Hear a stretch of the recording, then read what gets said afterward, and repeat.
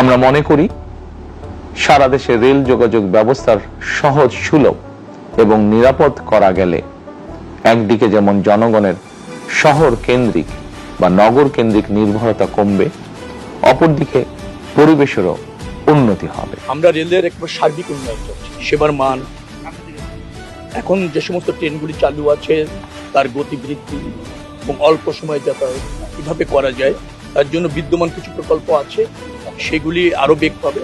বাস্তবায়ন করবার ক্ষেত্রে নতুন কিছু প্রকল্প গ্রহণ করা হচ্ছে, যার ফলে রেলের বিদ্যমান যে অবস্থা আপনারা দেখছেন যে সেবা এবং যে সার্ভিস এখানে আছে সেটা আরো শক্তিশালী হবে, জনবান্ধব হবে।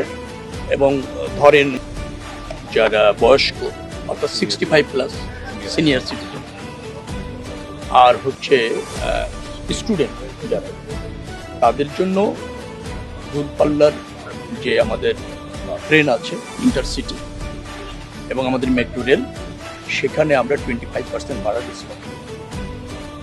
যেহেতু ঈদের অল্প দিন বাকি, আমরা ঈদের আগেই চেষ্টা করছি, কিন্তু সম্ভব হওয়ার সম্ভাবনা একটু কম, কিন্তু আগামী কুরবানির ঈদের আগে নিশ্চয়ই এটা নিশ্চিত হবে এবং এইটা কার্যকর হবে। 25% ভাড়া ডিসকাউন্ট মেট্রো রেলে চলতে পারবে ছাত্ররা, আর চলতে পারবে হচ্ছে ইন্টারসিটি ট্রেন। সেক্ষেত্রে তাদেরকে পরিচয়পত্র পরিদর্শন করতে হবে এবং আইডি কার্ড যেটা আছে সেটা দিয়ে তো আপনি রেলে টিকিট কাটেন, তো সেটা দেখালেই 65+ নাগরিকরা এই সুবিধাটা পাবে। আর যারা একটু ডিসেবল আছেন তাদেরও তো ওই মন্ত্রণালয় থেকে কার্ড দেওয়া আছে।